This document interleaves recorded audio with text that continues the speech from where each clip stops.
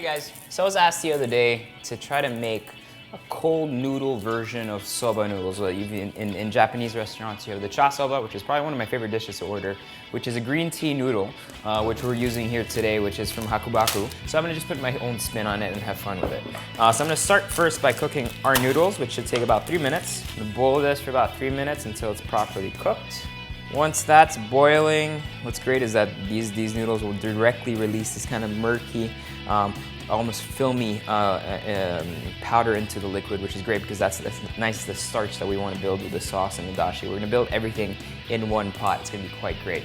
Next, what I'm going to do is prep the ingredients that are going to go on top of it. Actually, just one is more than enough. I'm going to give it a nice fine chop.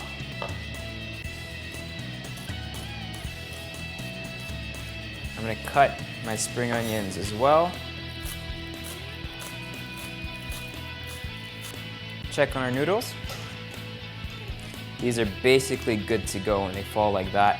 Probably one of the most important things, dump the noodles straight into some cold water so that it cuts the cooking process automatically. To try to get the most possible and put that in some ice cold water bath. So this is gonna be very simple.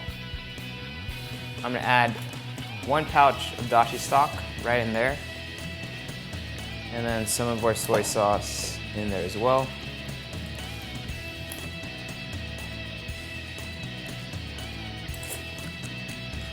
Perfect. Now that when you're happy with that, I'm gonna transfer that into another bowl here. And at this one, I want to put 2 spoonfuls into our bowl here. You'll see this is really my type of comfort food. And to finish off, to make it even more interesting, I'm gonna add some vinegar. White wine vinegar will do well. Maybe 1/4 of a cup into that stock. Now you might think that's a bit too much, but trust me, with what we're about to do, it is actually perfect. So I'm gonna get my water nice and boiling one more time. When we're almost there, I'm gonna crack 1 egg into my metal bowl here. Once you reach a boil, we're gonna turn it off. Create our little vortex so we can make a little eggs benedict, poached egg and some dashi broth. This is gonna be fantastic. And then slowly slide in the egg. And when it's in, twirl it again. Make sure that everything is where it's supposed to be. In a Japanese restaurant, you'd have a quail egg inside, but here we're putting a nice poached egg. I'm gonna take some wasabi. This really depends on you, how spicy you want it. I love wasabi, so I'm just gonna put about that much. Give it a good whisk. Get that flavor. Perfect. Take my soba noodle, drain it by hand. It's okay if some of the pieces of ice go into the broth. It's fine, put that right in there. Then I'm gonna take out our egg.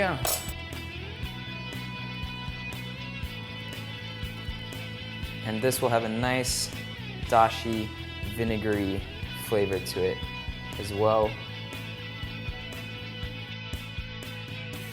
A little bit of sesame oil. Our shallots finely chopped. And then our green spring onions right on top.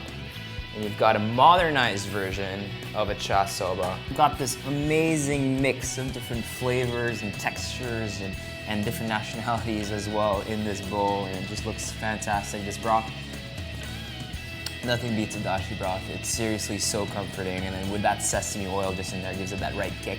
Then you have the acidity of the shallots, and then just the green onions right on top. When I cut into it, the yolk is just gonna spread all over, and you can just mix that in. And that is just pure. I'm slurping noodles. You're allowed to do that in Japan. So good. I really hope you guys enjoyed this recipe. Please check back next week for another great recipe. And please make sure to subscribe to the channel. And I'll see you guys very soon. Peace.